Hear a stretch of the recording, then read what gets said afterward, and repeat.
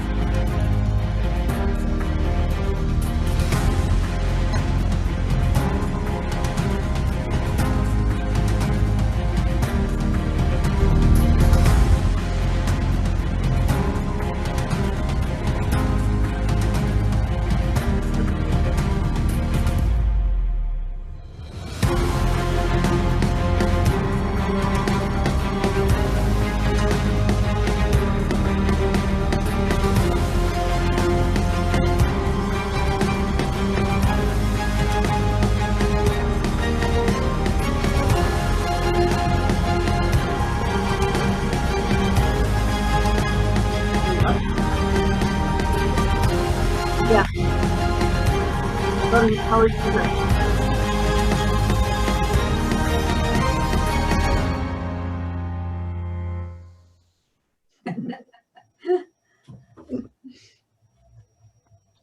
Thank you, Victoria. I am Valerie Gunn, the president of the Parksville Qualicum Canadian Federation of University Women. And this is our 5th event that we have held on International Women's Day. The Canadian Federation of University Women acknowledges that we are indebted to First Nations, Salish people on whose land we inhabit. We pay respect to their cultural heritage, beliefs, and relationships to the land, air, and sea. International Women's Day was created by the United Nations as a day to remind each of us from every race, culture, demographic, orientation to make a commitment to women everywhere, to make a stand for human rights. It is a day when we reflect on our progress. As our video noted, who would have thought? I'm sure those women 100 years ago when they started marching, and it's from that we've created International Women's Day, would never have believed that there would have been so many women leaders. It is a day to reflect on our progress, to honor those pioneers, and to welcome our next generation of pioneers. This year's theme is Choose to Challenge. How can we all challenge and call out gender bias and inequality? And this theme fits with our evening's topic of Me Too.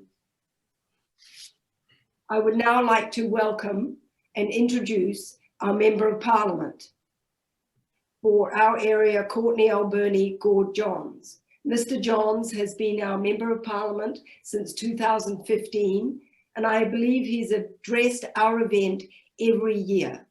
Welcome, Gord Johns. Thanks, Val. It's such an inspiration to be here after that, especially after that film. Good evening, everyone. I'm here on the traditional territory of the Sishat and Huipachesset people. First, let me say I'm reassured and comforted in these uncertain times that the Canadian Federation of University Women in Parksville Qualicum is still on the job. I am well aware that your work is by no means limited to this annual celebration of International Women's Day. Your organization, without question, is making a difference in our communities 12 months of the year, pandemic or no pandemic. Whether it's your fight for universal and affordable quality childcare, or your fight for the health of our planet, or the many other causes that you champion, you are making a difference. You're collaborative, you're progressive, and you are bold. This year, you have chosen a keynote speaker who will challenge all of us, I am sure, to reconsider popular culture and its portrayal of the realities faced by women in our society. And I look forward to hearing Dorothy Woodend speak, and I'm grateful to her and to the Canadian Federation of University for Women for making this happen today. And I just really want to thank you for that. And for me, as your Member of Parliament, International Women's Day is, of course, about many things, but it's about affordable childcare. It's about implementing the Missing and Murdered Indigenous Women and Girls calls for justice. It's about a national plan to end gender-based violence and to update the Canada Labour Code to provide 10 days of paid leave for those dealing with family and domestic violence. These are the things that I have been thinking about today. These are some of the things that have been promised to women for far too long and not delivered. Women, as you know, are disproportionately feeling the impacts of the pandemic, from homeschooling to household responsibilities. Canadian women are carrying their families throughout this crisis. Our recovery from the pandemic needs to be a feminist one that advances gender equity, because when women succeed, not just our economy prospers, but everything prospers. Thank you again for all of your work and for the invitation for me to say a few words tonight. Again, I feel so honored and privileged to join you. And I look forward to listening and learning tonight. And happy International Women's Day to all of you. Again, thank you so much for letting me join you tonight. Thank you, Gord.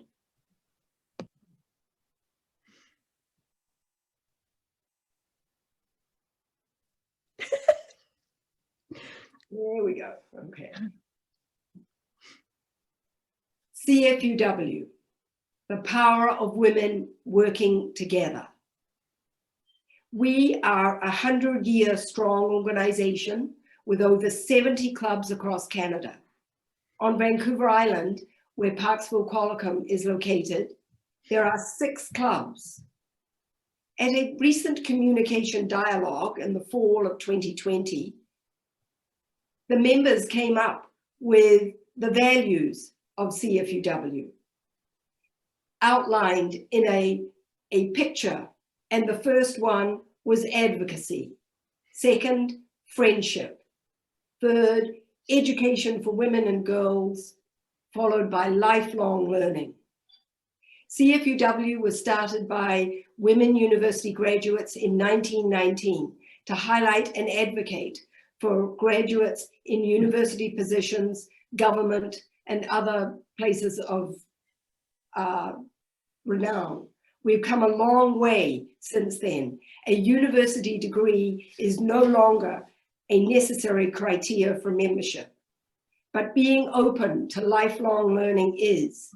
Wanting to advocate on behalf of women and girls in all spheres of influence is a criteria for membership. Our local club is active.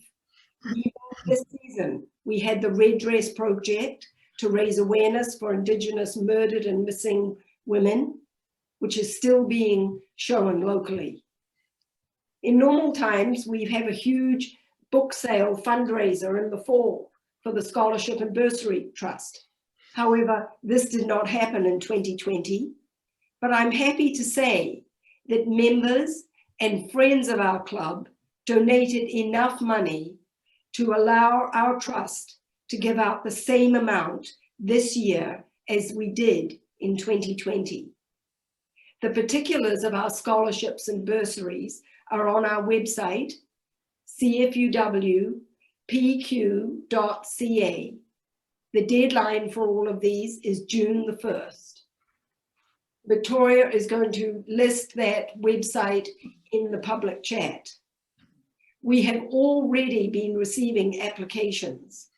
Tell all the girls you know who need school money, apply.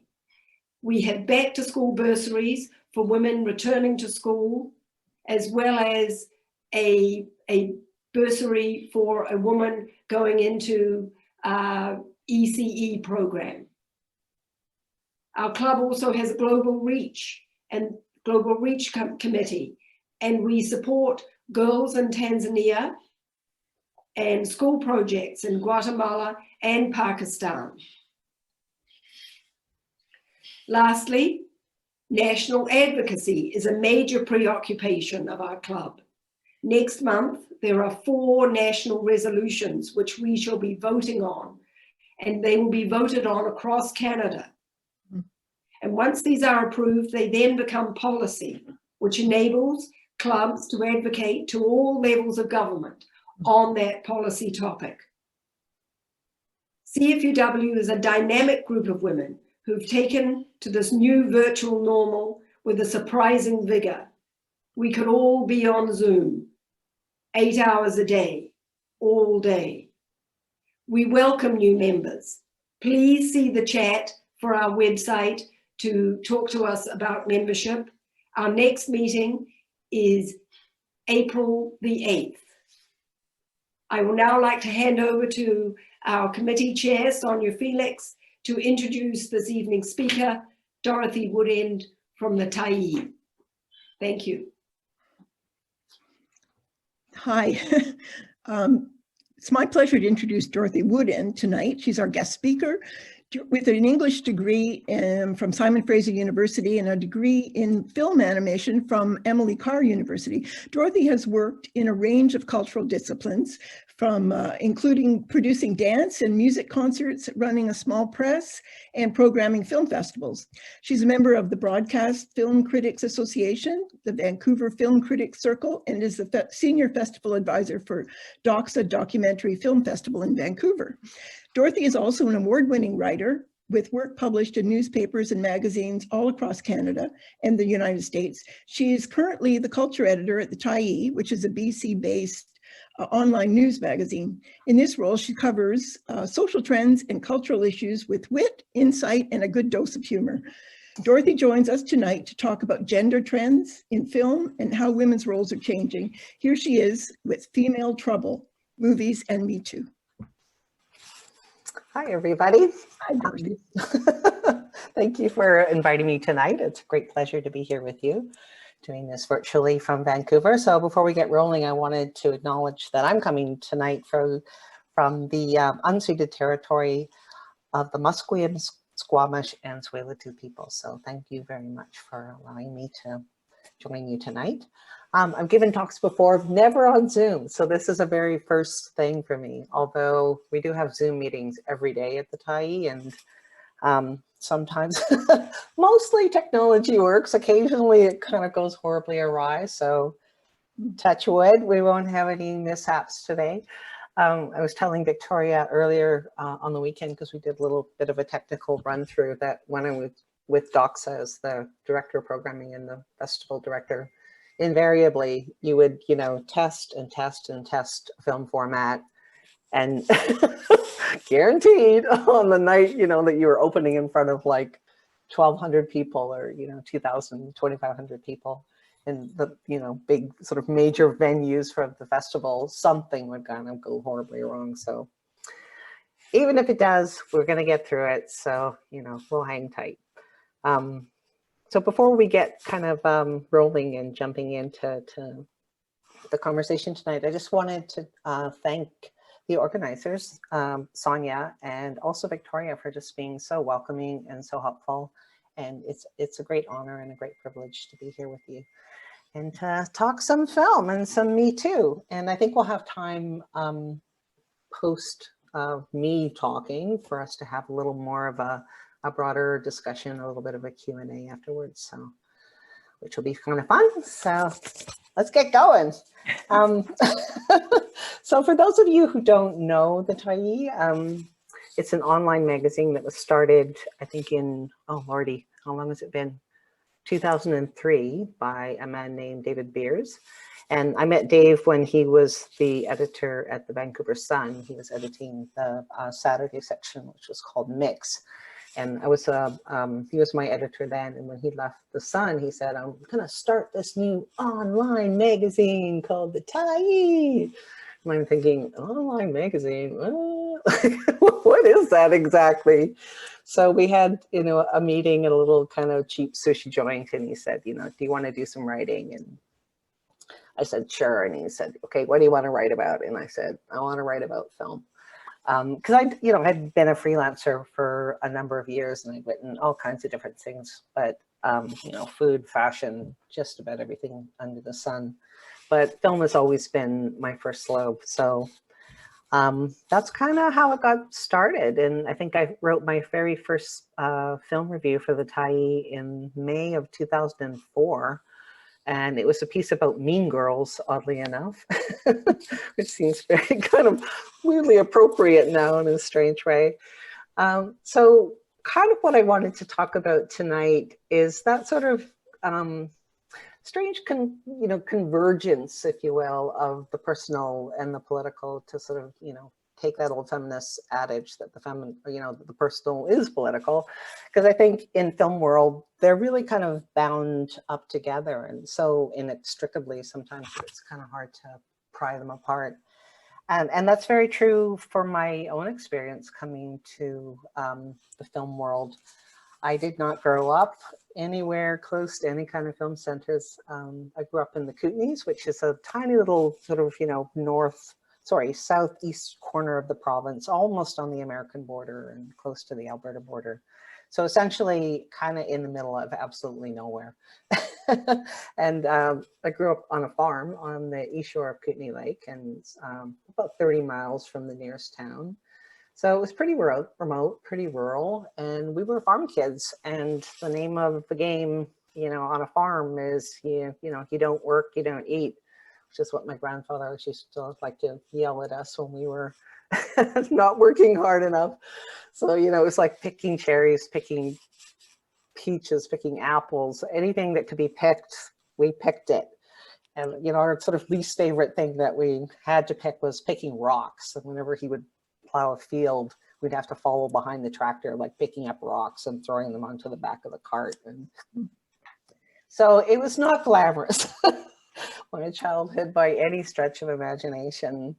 But the one thing I think that growing up in a kind of remote and relatively kind of isolated part of Canada and part of the world is that it kind of gives you a lot of scope to dream and scope to, you know, kind of pine and yearn for these bigger ideas and these bigger things that you know are out there. And for me, they came through movies. Like movies were the one thing that I sort of gravitated to, is these kind of, you know, messages in a bottle that you could look at and think, this is what's happening, you know, somewhere in Paris or London or Vancouver, all these cool cities that you knew were out there, but, you know, maybe you would get there one day, hopefully. But in order to sort of, you know, even have a little kind of taste of that, you would get it through movies. And there was actually a couple of theaters in Preston, which is the town where, the closest town to where I grew up. One of which was the Tivoli, and it was, I think it opened in 1938, because my mom actually remembers going there as a little girl. So by the time we came along, the Tivoli, it's probably seen better days. It's a little bit kind of on the, not entirely threadbare, but, you know, a little on the rough side. And but still, I had some pretty seminal film experiences there. And I remember a few in particular that sort of still I can vividly recall. One of which we had gone to see The Elephant Man, David Lynch's film about John Merrick. And at the very end of the film, because the projector bulb was too hot, it burnt through the film stock. It burnt through the film. So, you know, it's this kind of white light in the center of the film, and then it kind of slowly burnt out. And I remember thinking, like, that is the most incredibly cool way to end a film I've ever seen in my life. Like, Lynch is a genius. Although I don't know what we were doing seeing The Elephant Man at, you know, such a tender age. But the Tivoli was in an institution. It would, you know, where you would go with your like grade 5 boyfriend, and all your girlfriends would sit behind you in the back row to see if he's going to put his arm around you. And so there were some pretty kind of, you know, formative things that happened. And the other place to see film in Creston was the drive-in. So the drive-in was a bit more, you know, even a bit more of a wilder scene. It was really only open, I think, essentially from like June until September. So during the summer months where you could, you know, sit out on the grass.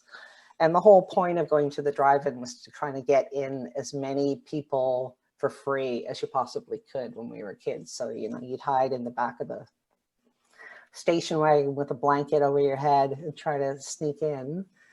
And then after, once you were actually inside the drive-in, you would go and sneak up to the front and sit on the grass with your blanket and try to avoid the, you know, teenagers who worked there who'd kind of roam around with their flashlights looking to see who had paid and who hadn't paid. And so it was kind of this sort of game of cat and mouse with, you know, really scary, mean teenagers.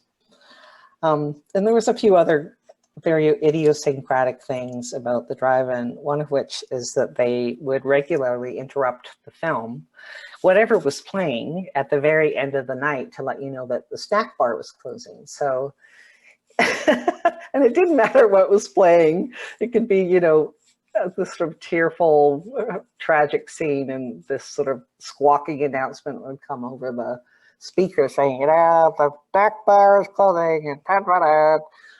So one time in particular, we had gone to see E.T. and we were all completely distraught and, you know, overwhelmed and cried hysterically over the fact that E.T. had died in the film. And of course, the snack bar announcement came on. And it was sort of, you know, this rude awakening from the cinematic dream that we'd sort of been in.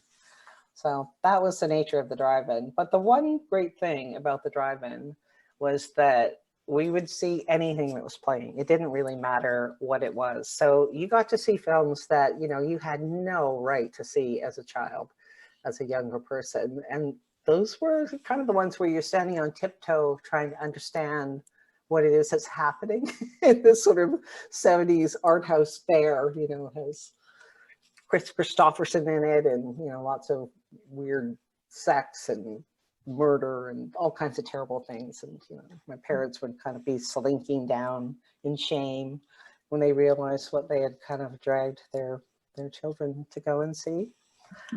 And finally, the third way that I got access to film in those days was basically on TV. So this was before the days of VHS. It was before the days of, you know, DVD, when if you got to see a film, you know, on the television channel, it was like a gift from the cinematic gods, and we're like, thank you, cinematic gods. So the one film, you know, that we kind of like prayed to see time and time again was a John Ford film from 1952 called The Quiet Man. And my sister and I have a twin sister. We were just completely obsessed with this film. And it's an interesting film. So I'll give you a little sort of plot synopsis just to set up the clip that I'm about to show you. So John Wayne plays a boxer named Sean Thornton, and he accidentally kills a man in the ring, and he's so kind of overwhelmed with grief and remorse, and that he has to flee to Ireland, his ancestral home where his family still owns land.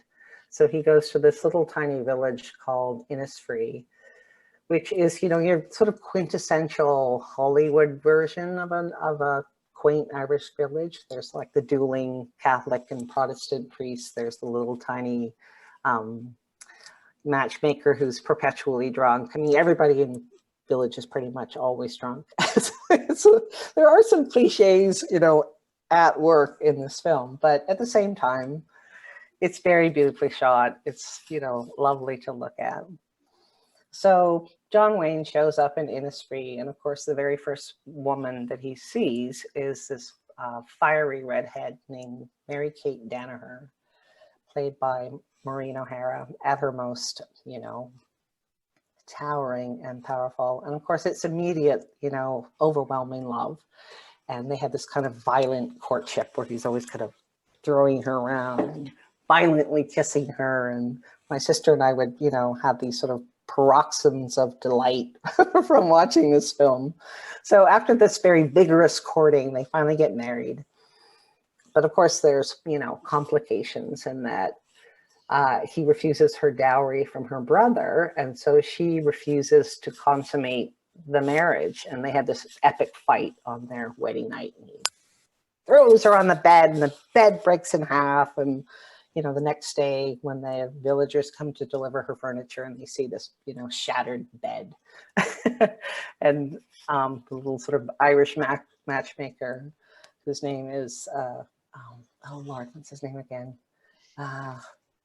Micheline O'Flynn, I think. And so he looks at this broken bed and he goes, impetuous, Homeric. So, you know, this is to this day, my sister and I, if we want to make each other laugh, we'll like say, impetuous, Homeric. So the film lives on in very sort of dramatic fashion. So I'm going to show you a little clip from it, and hopefully all of our technology will be working. So this comes at almost at the very end of the film, after they've had this very kind of raucous, you know, courtship and marriage. And Mary Kate Danaher has run away from Sean because she's trying to sort of make a point, make a stand. And of course, he goes after her to kind of bring her home. And that's where we will jump in. So hopefully, touch wood, this will work.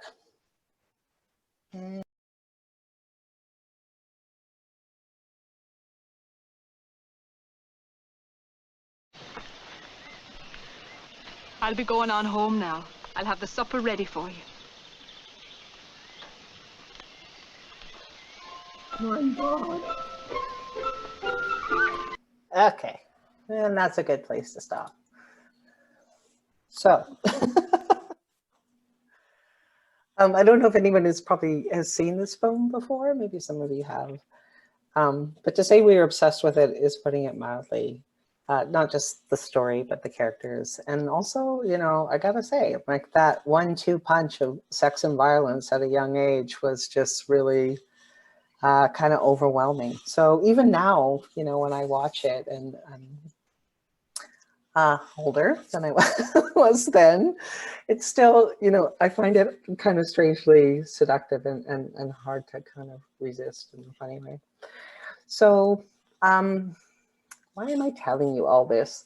Just because some of the film images that you take in as a younger person have incredible impact on you before I think you're even sort of fully aware of what it is that you're kind of, you know, imbibing like wholeheartedly and taking in. And especially I think when it comes to depictions of, you know, men and women and sex and love and romance and all that big epic stuff. And, you know, in the pre-internet days, there were very few other options, you know, other than the stuff that was on TV and occasionally the things that you would see that came to, you know, the Tivoli or the drive-in. But it was pretty kind of thin on the ground. So you would had to take, you know, what you could get essentially. And this was sort of the era where there was some, you know, women heroes on television on the small screen. There was, you know, Bionic Woman and Wonder Woman and Charlie's Angels, but those are really hard to kind of relate to because nobody in their right mind, you know, could think that they would be Farrah Fawcett or Linda Carter or any of those kind of epic women. But my point is that the stuff that you really fall in love with as a younger person and you kind of give, you know, your heart to, in some ways, it's far harder to kind of critique and far harder to let go of than things that, you know, you really kind of actively refute and that are, you know, demonstrably, you know, something that you don't want to be a part of.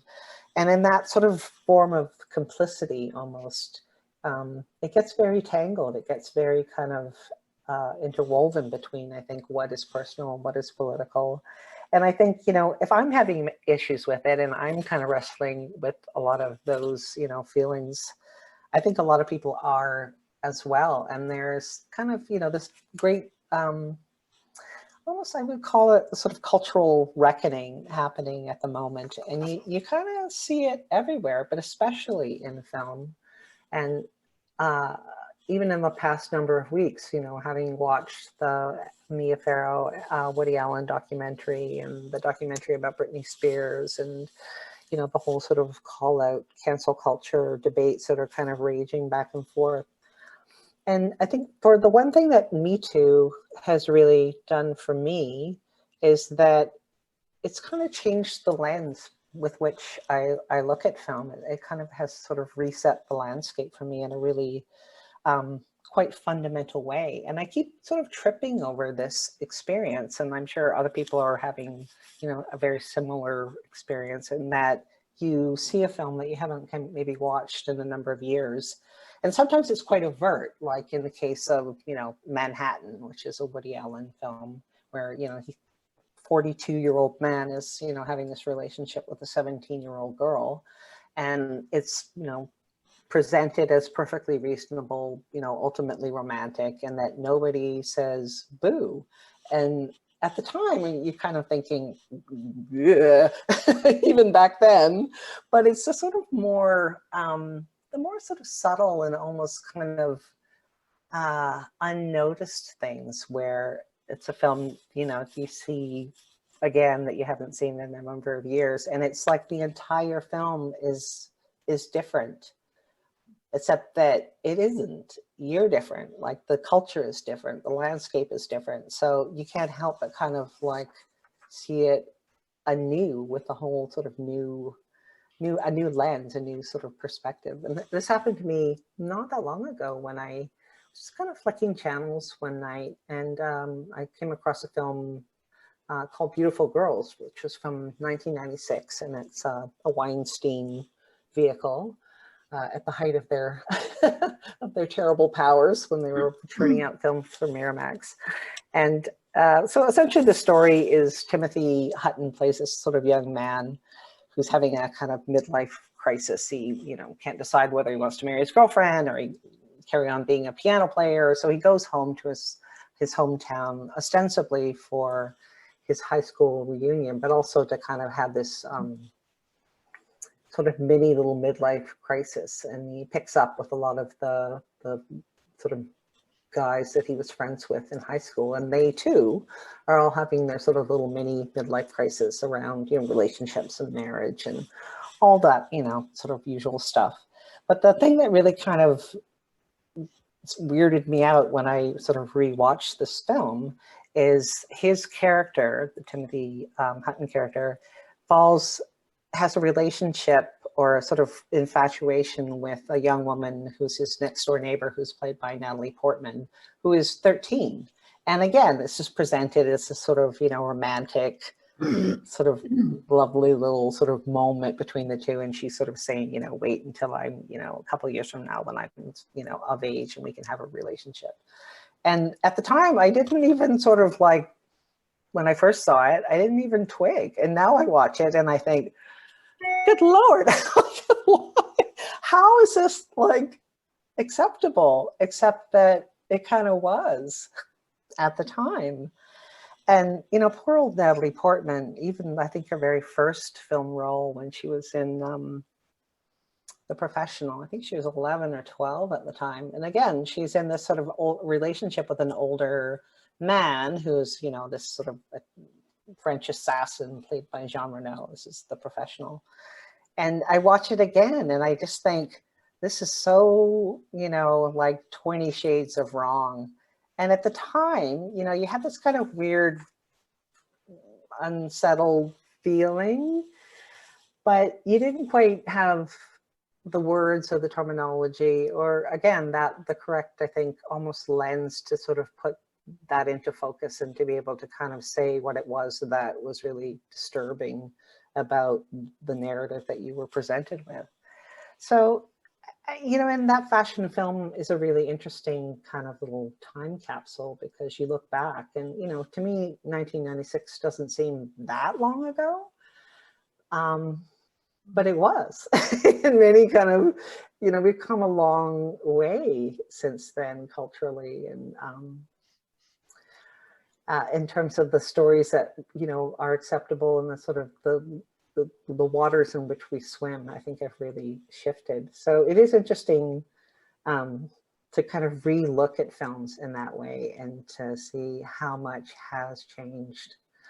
And, you know, to be honest, when I first went to university, I think that was probably the very first time that I had actually seen a film made by a woman filmmaker. Up until then, I just don't think I didn't even twig that, you know, all the stories and the media they took in came from a very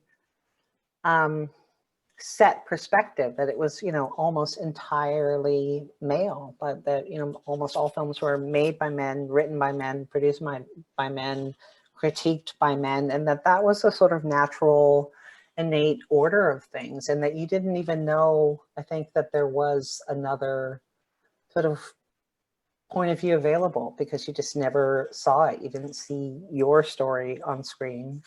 And the one thing, again, I think that Me Too is really sort of pushed to the fore is to sort of broaden that, you know, that sort of degree of access to people telling their stories. So there is, I think, a lot to celebrate, even though, you know, sometimes it feels like you're sort of 2 steps forward and 4 steps back.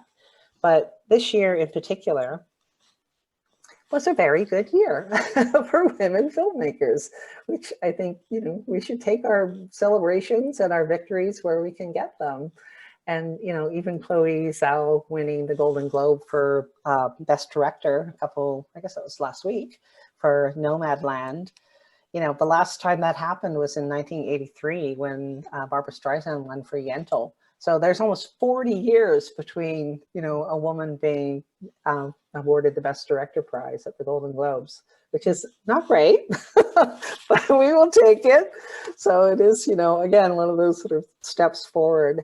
And Nomadland was just one film this year. There was just an extraordinary body of work that was produced. Like, even off the top of my head, I was thinking about, you know, Regina King with One Night in Miami, and Kelly Reichardt with First Cow, and Emerald Fennell with Promising Young Woman, and Kirsten Johnson, who made a film about her dad called Dick Johnson Instead, which is just absolutely phenomenal. I think everybody should watch it. It's on Netflix. So, you know, the list goes on and on and on. And even, you know, something that was not so great, like Wonder Woman, WW84, which Patty Jenkins made and was released earlier this year. It was not a wonderful film, but it did sort of show you that, you know, women can make terrible superhero movies as much as men can. So I guess that's good. I'm not sure. The one film that I did want to talk about tonight is Emerald Fennell's film called Promising Young Woman. Sorry. And this film premiered at Sundance and then got wide release earlier in the year. And it is a very interesting little vehicle. And I'm going to see if I can play the trailer for you. So hopefully this will work, man.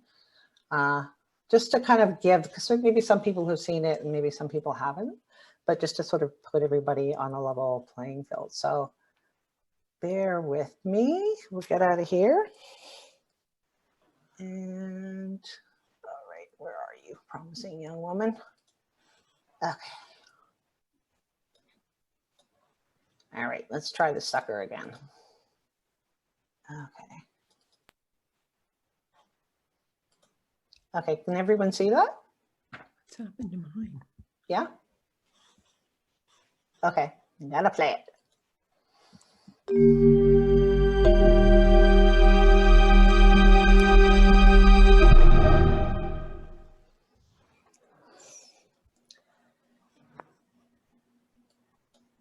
Okay.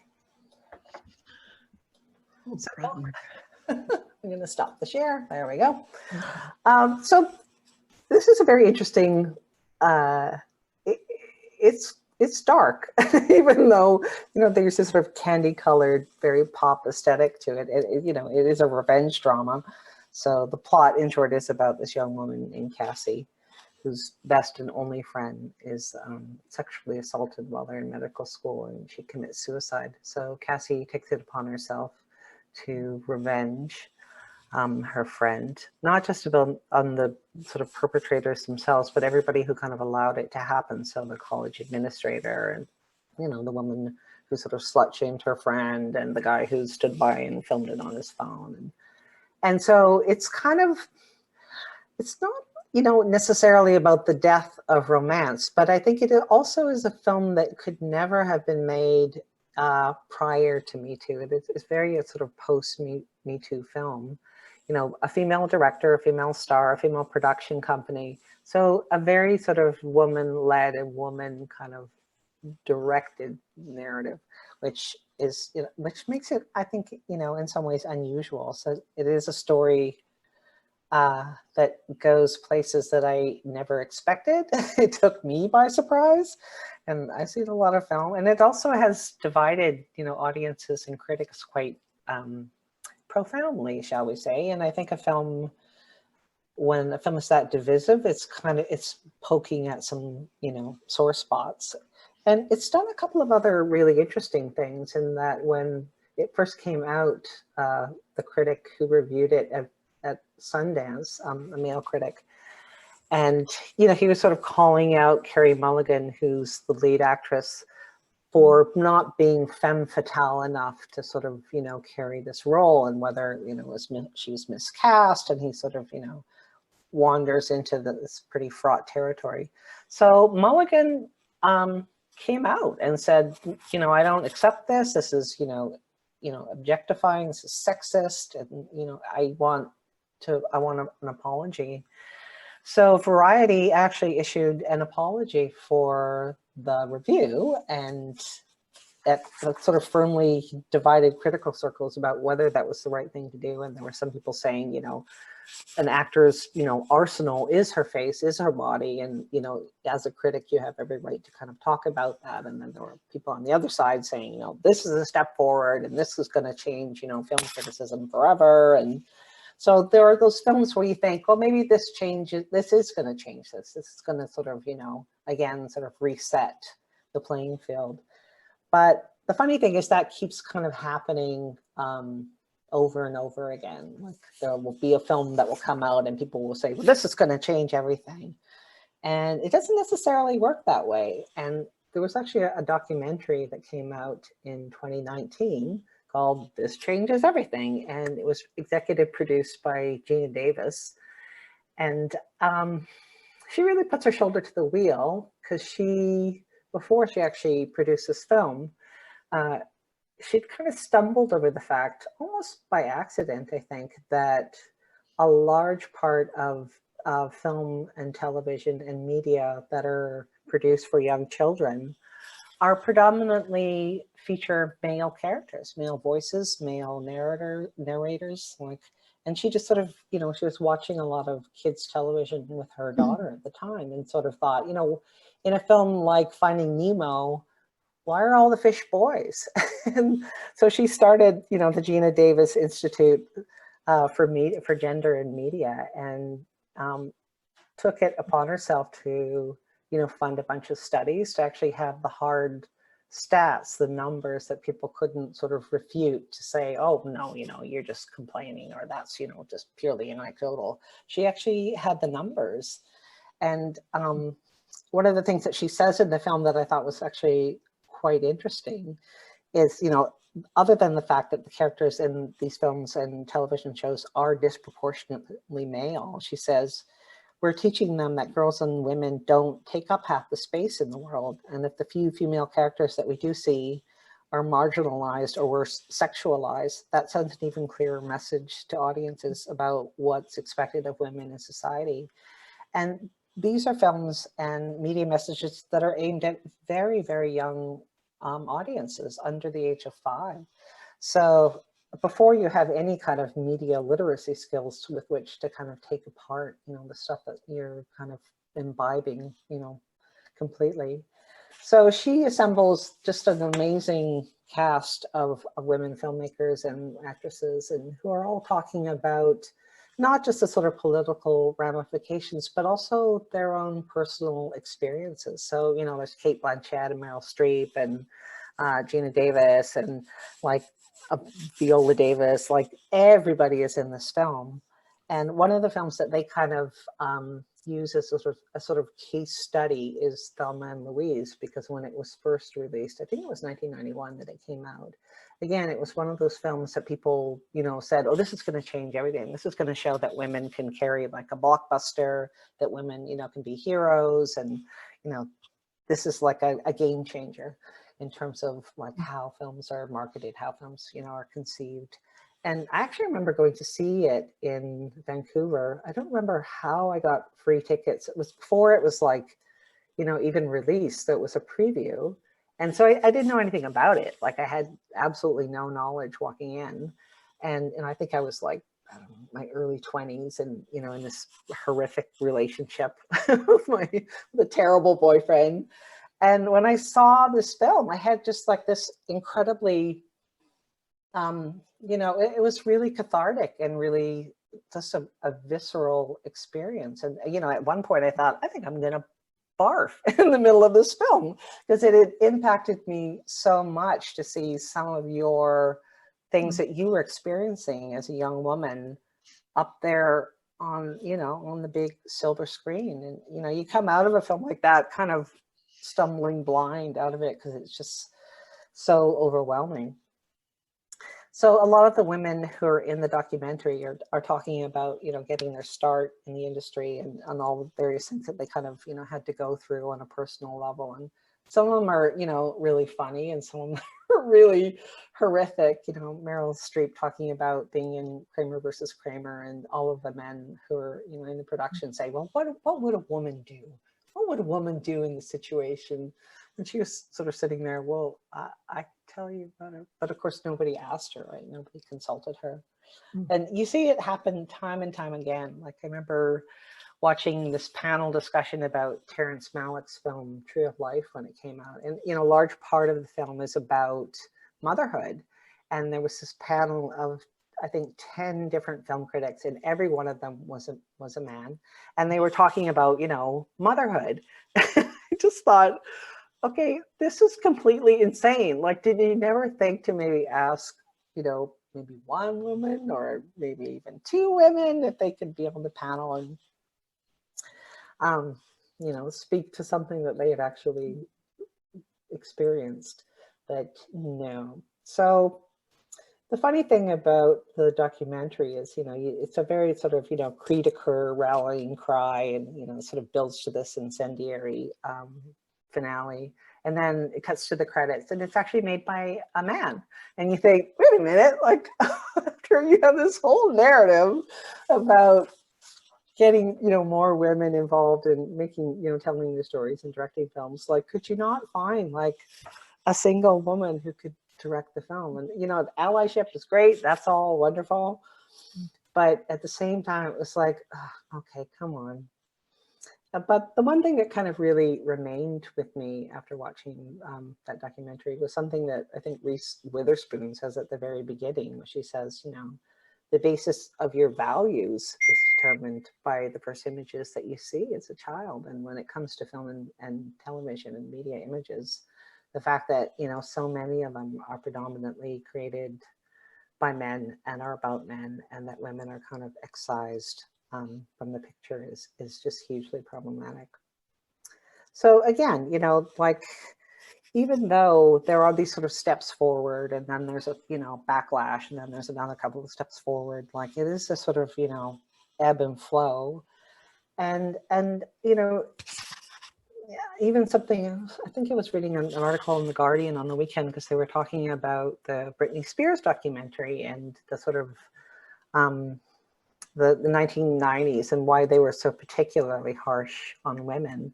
And the speculation, or what the author was sort of, floating, was that this was very much a reaction and backlash to the rise of the sort of riot girl culture of, women wanting inclusion, women wanting to be part of, the sort of media zeitgeist, and then this sort of, kickback from lad culture. And you see it, in films like American Pie and all these sort of really raunchy, kind of gross sex comedies that came out at the time. So, one step forward, 3 steps back, 2 steps sideways. But it does make me think of something that Maya Angelou said, where she said, you do the best you can until you know better. And then when you know better, you do better. And I think that's where we are at the moment, which is why something like International Women's Day is so necessary and so important, because, the battle is not over. The battle is still raging. And, we have these kind of fresh troops going in, like Chloe Zhao or, Emerald Fennell, who are armed with these new ways of telling stories and new narratives and new ideas and, a fresh perspective. And the best thing that I think we can do as audience members is to really actively support their work. And as a critic, I'm trying to write about female-led films as much as I possibly can, not because they're, female-led, but because they are really, really great works of art. And these are amazing, extraordinary storytellers and artists. But, you have to sort of, again, circle back to your own sort of personal struggles that you're fighting, in terms of like kind of digging out that stuff that's kind of embedded bone deep in terms of how you, conceive of your place in the world as a woman, and how you can, conceive of, versus how you conceive of a man's place in the world. And sometimes it's very, very funny when you kind of realize that, again, the culture has shifted almost, without you realize, or without you knowing. And I was having a conversation with a friend of mine who had this new boyfriend, and we were sort of yakking away. She's quite a bit younger than I am. And she was talking about how when they were first together, he asked her for her consent before he kissed her. And I thought, what a bunch of nerds. And then I thought, no, wait a minute, like, this is actually a good thing. And, somebody forcibly kissing you, even if it's, somebody like John Wayne, is not great. And it's something that you kind of have to let go of, those older ideas and those older things that you've been carrying on to, or holding on to forever, since you were a little kid or a young woman. And I think in kind of having that process of letting go, you really sort of open the door, open a sort of new way to having fresh ideas and new perspectives, and other things kind of come in to take its place. And ultimately, to me, that, is a very hopeful thing. And it's something that I think about a lot when I'm watching films. So I'm really kind of curious to know or hear other people's thoughts as well. So I'd like to kind of throw it open and see, hear from you guys about, your experiences in the sort of media world at the moment, because it's something that we all partake of, right, in a very kind of active fashion. And film, in that way, I think it's because it's accessible and it's very democratic, and people feel like they have every right to have an opinion about a film. And I think that is actually a great thing, because it leads to a very sort of fulsome and lively kind of discussion sometimes about those issues that are not always in the public eye, but film can kind of bring them into the public eye in a much more kind of pronounced fashion. So let's hear it. If anyone has something that they want to talk about. Yeah, I would. Sure. Yeah. So I watched Promising Young Woman. Yep. And I was on the edge of my seat. I was trying to get as much in for the Golden Globes as I could before they came on. Yep. But I thought it was extremely powerful. And I think it really revealed white collar male misogyny, probably to a T, especially in the American male sororities in the States, and the whole date rape, the drugs and that, and it was done in such a way that, I mean, it was gripping.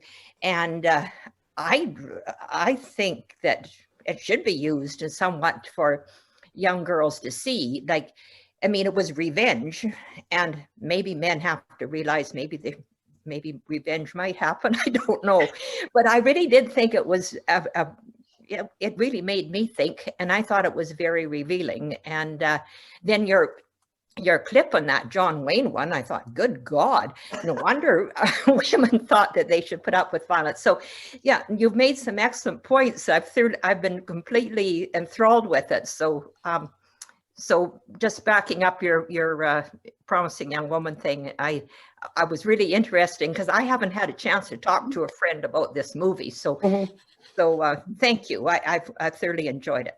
Thanks. Well, I'm glad to hear it. Actually, yeah, I had a call from the film studio the other day because they were petitioning before the Critics' Choice Awards, and they're like, "So, what do you know? How do you feel about the film?" And it's kind of feel a bit funny in those situations. But you know, it was one of the genuine surprises from this year.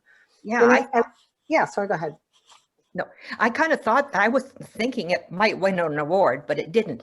But I still think it's in the running.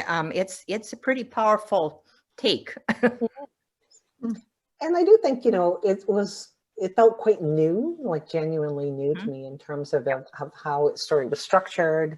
And, you know, again, from a very different perspective. And one of the, I can't remember who it was in the documentary. I think it's Julie Dash who made Daughters of the Dust. And she said, you know, women place cameras differently. They have a different perspective. They have a different way of kind of, you know, almost kind of constructing cinematic language and cinematic. So it's something that you, unless you know, have a female director and a female writer and sometimes even a female crew, you don't have that kind of new kind of way of telling stories. So I think you actually, you know, you benefit greatly, or, you know, the culture benefits greatly from that sort of infusion of new content and new perspectives and new, you know, directions. So to me, it was very exciting. It was. Yeah, it is interesting to kind of rewatch The Quiet Man. I hadn't actually seen it in a long time. And it's still, it's quite funny. And, you know, and she's so feisty that there's certain things where you're kind of almost kind of tempted to kind of forgive some of the more kind of, you know, overtly misogynist moments. But it is problematic in many ways, but even though it's charming. Those that, you know, films like that in Anglo-Saxon culture, and then they start attacking, you know, the extreme ISIS, or, you know, the Muslim thing. I thought, were we really any different? Like really. It was like Yeah. we were supposed to submit and do as they were told, and the male had all the power. I never can see much difference between the different religions and that. Like, I think it's there. Yeah. Doesn't matter what culture you're in. Yeah, for sure. Sorry, go ahead. I was interested in, I don't know, am I on speaker? I don't know. Can you hear me? Yep, Yes, I can hear you. I was reading an article, I think it was also in The Guardian, about Keira Knightley, and saying how she would not do sex scenes anymore unless the director was a woman. Because she just felt that the sex scenes, the men around were directing it the way they wanted it to be, but it wasn't the way a woman would want it to be, you know? So it was interesting that someone, of course, she can have that kind of power because she is, you know, she's pretty famous now and she's older and she's more mature about it all, but it was interesting. I wonder what kind of impact that might have going forward. Well, I mean, I think that's a kind of interesting thing about the Me Too movement is that a lot of, you know, it came into the sort of, I think, sort of cultural, you know, into the broader cultural sort of realm because the women who were sort of behind it were, you know, incredibly powerful and incredibly, you know, they were coming from a place of privilege and they could kind of, you know, ask for what they needed. But even in spite of that, like, you know, one of the things that's quite shocking in This Changes Everything is, I think it's Sharon Stone And she's, even at the height of her career, where she was making a film, and the director would say, well, I'm come here and sit on my lap and I'm going to give you notes. And she'd say, would you ask like Dustin Hoffman to come and sit on your lap to like give you notes?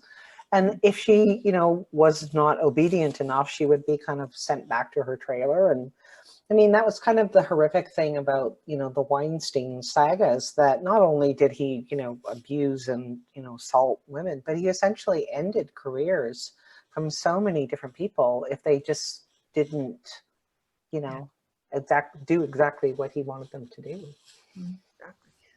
Yeah. I had a question about something you said earlier about young children and the media that they watch and the films that they watch.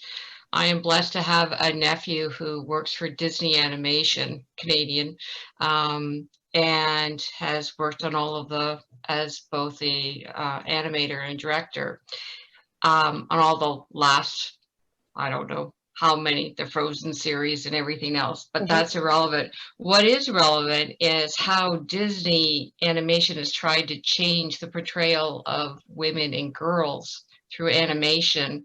And they do use Jennifer Lee's she's won Academy Awards for directing. And what was interesting to me following my nephew Trent's career is the backlash for changing how women are portrayed, along with the insertion of cultural diversity into animation films and shorts. There is a huge backlash from people, and negative, often what you see in films. So a lot of the remarks about Frozen and Frozen 2 were, are they lesbians? There has to be something wrong, right, for the woman to be strong. And what they were trying to do, with my understanding, is portray role models for younger children that see women in a positive light, and not needing to be rescued like they had been in previous Disney animation. Yet there's this constant struggle for the public to accept that. Yeah. And as sitting as a member of the audience, reading some of the critical reviews, we have so far to go. Yeah. I don't know where it can be done, but it is. Even when you watch these new animated, there's another one, forgive me, Trent, is it Rava, the dragon one? Yeah. I don't have children. I only have him. But anyways, it's like, that's again a woman superhero for those of you who have grandchildren and whatnot in that. And again, a woman in a position of power, but they're also trying to insert cultural diversity. It doesn't always go well. No, it doesn't. And I think I was thinking about the film Brave, where there was a woman director, and she actually had to end up sharing co-credit with a male director at the end, but it was her film. And she was very, very clear about why she wanted to make the main character a princess, right? To sort of subvert that very idea. But in order to kind of get the story, greenlit, and to actually get it made, you had to say, well, here's this nice story about a princess. And then, once you kind of have that sort of thing in motion, then you can kind of, work with some of those ideas and, again, subvert some of those cliches. But first you have to kind of get your foot in the door. So again, that's into the paper bag princess. Yes, it is. Literature, it's a paper bag. So what they've been trying to do with animated film is basically the paper bag princess is change that, and also introduce, like one of the shorts that he did was One Small Step, with a young girl who's Asian who wants to be an astronaut. And it's the cutest little thing, but she's Asian, and it shows an Asian lifestyle and her dream to be an astronaut, but how her culture basically says, that's because she's a woman, that's not obtainable, and how she has to overcome that and to live her dream. And so there are lots of inspiring examples, but the shock is seeing how it's perceived by public, and how some members of our society have to find a way to dismiss those efforts, and not move forward. The challenge you mentioned, you know, 1 step forward, 3 steps back. And because I'm a bit younger, I find it amazing. Like we talk about how far we've come, and I've been watching, you know, all the news stories lately and thinking, oh my Lord, like, forgive me, I probably will swear. I go, we haven't come far at all. Like, from my perspective, being a bit on the younger side, thinking,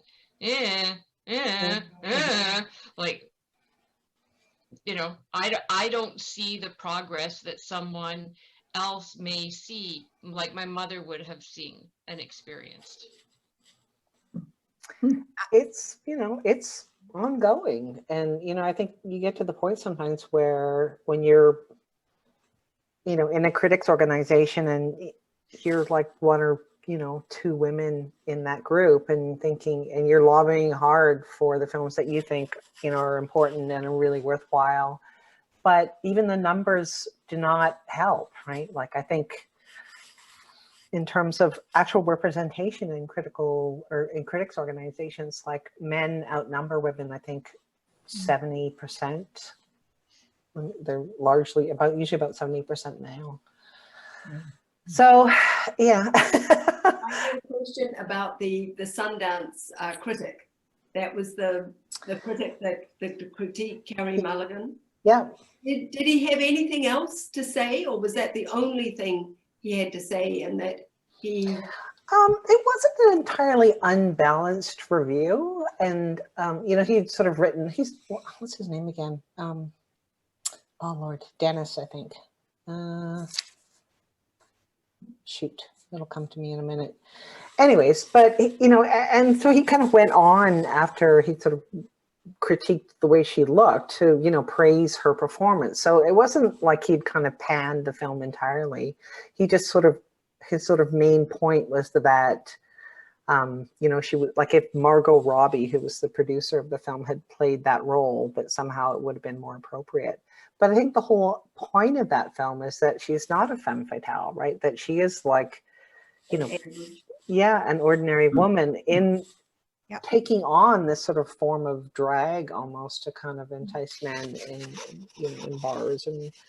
And so that the whole point of it is kind of that she's not that person. She's like taking on this, you know. and do you think, I mean, that he missed that point, and obviously his editors did too? Yeah, well, I think that was the other problem, was that, you know, issuing an apology after the review has already come out is kind of like, you know, horse barn door kind of scenario. Like, maybe you should have edited it, you know, sufficiently before you kind of threw this. And I also have a question.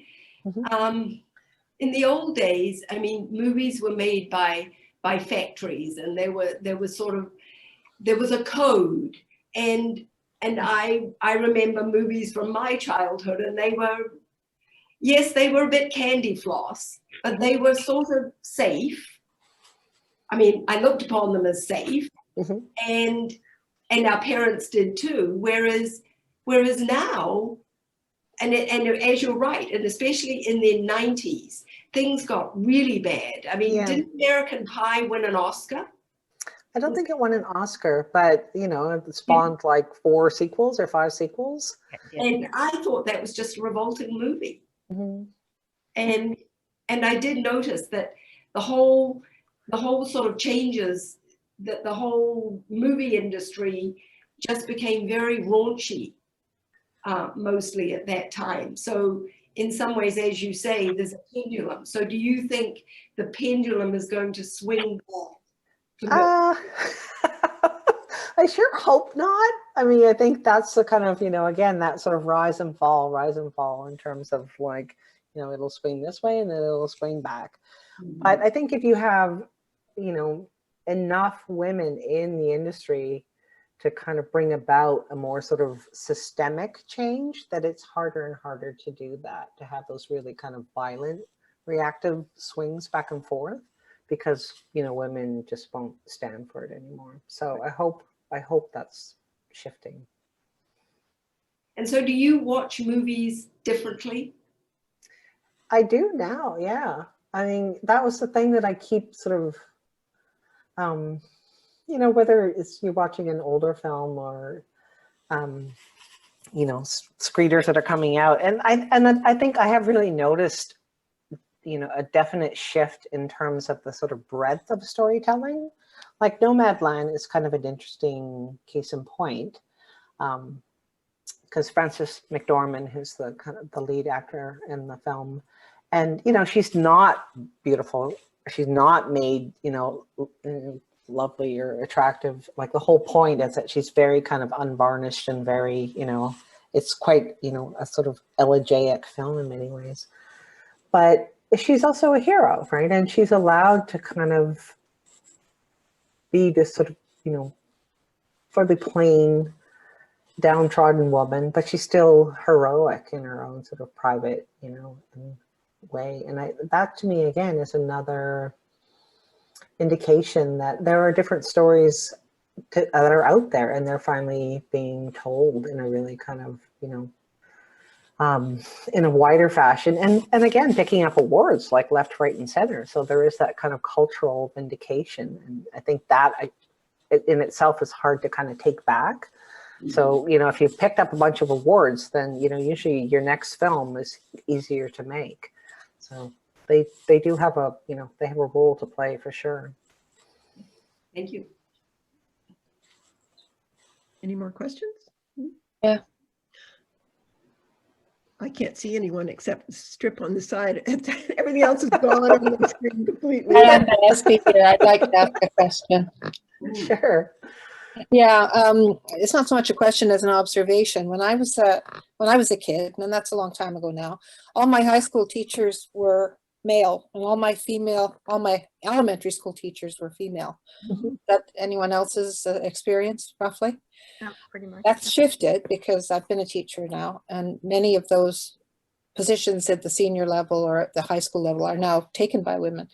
And I'm thinking that some of that role modeling is eventually going to come through for the girls that are going through high school. Hopefully it's going to continue to be something that women are in fact getting equally as much time in front of the classroom as the men are. But what bothered me about a study I did once was that the kind of learning that girls do is often copying what they see in front of them. And boys have a more difficult job of learning because their first learning is their gender identity when they're very little. And they learn by putting pieces together because most of their caregivers are female and they don't get to look at a whole lot of males that they can copy. And it disadvantages girls when they just copy. They really need that ability to take things apart and put it together. Yeah. And that's what we're doing, I think, now more. And that's what possibly is what's bothering some of the elements in society that see us as being unfeminine when we do something like that. You know, and mostly it's men. And I think they probably need some sensitivity training, send them all back to school or something. Yes, let's put them in a camp. Okay, I'll be editing that from the final thing that we post on the YouTube channel because I don't want to get complaints. Oh, well, that was a joke, but it's okay. What else? Questions? I can't see anybody who's out there, but.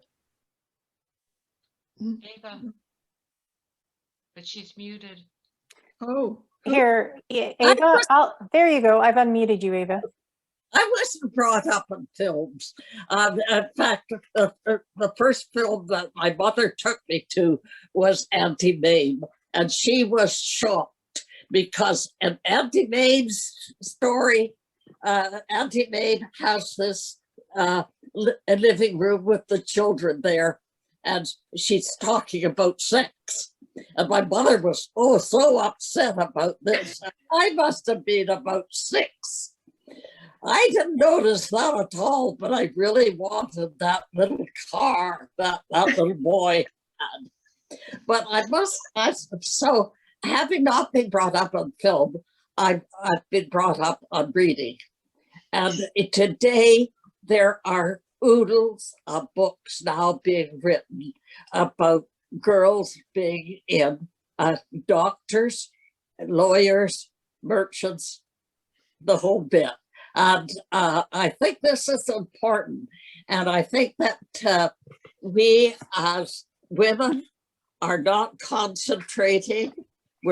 Many of you are still stuck in your kitchen and are not out there working with children. And I think you can work with both male and female children because we also have to talk to boys about respecting girls and young women. They don't think as their mother as a woman. They think of her as a mother. And they treat her differently than if they would treat a woman.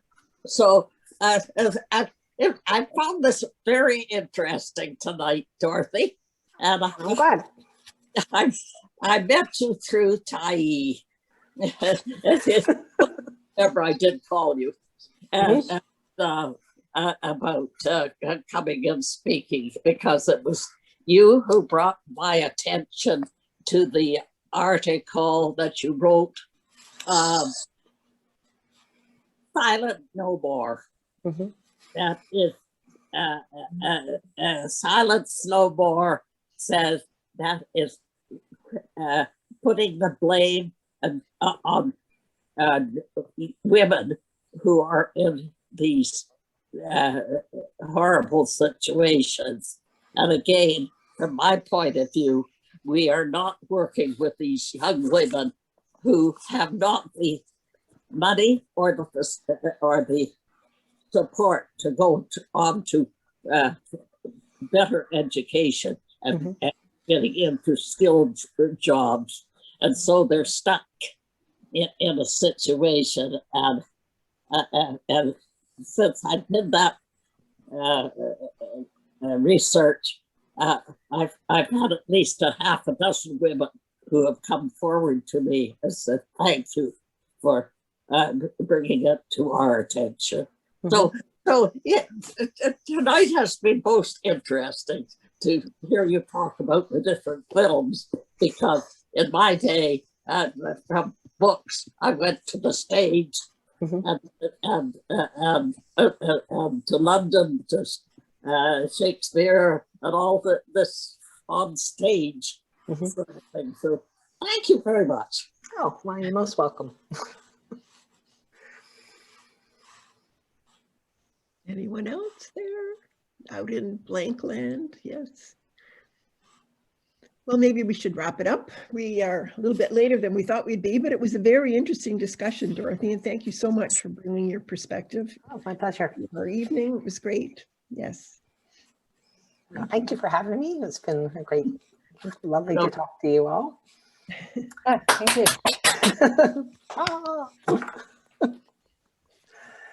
So Val, are you there, Val? Yes, I'm here. So this is wrapping up our event.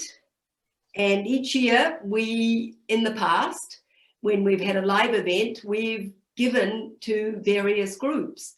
Previously, we've given to the Crisis Center. And the last time we were live in 2020, just before we closed down, we had a refugee organization based in Parksville that we donated some of our door proceeds to. And I'm very happy to say that they now have a family from Syria in Parksville. So they're all very joyous about that, because you know how fraught that situation can be. So rather than taking money this year, we sort of thought that that was too complicated. I am going to encourage you to give some money to your favorite organization in lieu of a donation to our IWD event. And I would like to thank this year my fellow Canadian Federation women, Sonia Felix for heading up the event tonight, Victoria Morris for being our Zoom and YouTube host, Eva Hilborn for suggesting Dorothy come speak to us, Sheila Reed, Jackie Russell, committee members, Debbie Wetmore for the video link, and Brenda Corey for our social media postings. Thank you very much. And with that, I would like to wish you a very good evening and view films differently now. And happy International Women's Day. Thank you. Good night. Thank you. How can we? Bye, everybody. Yes. Thanks, everybody. Hey, thanks, everybody.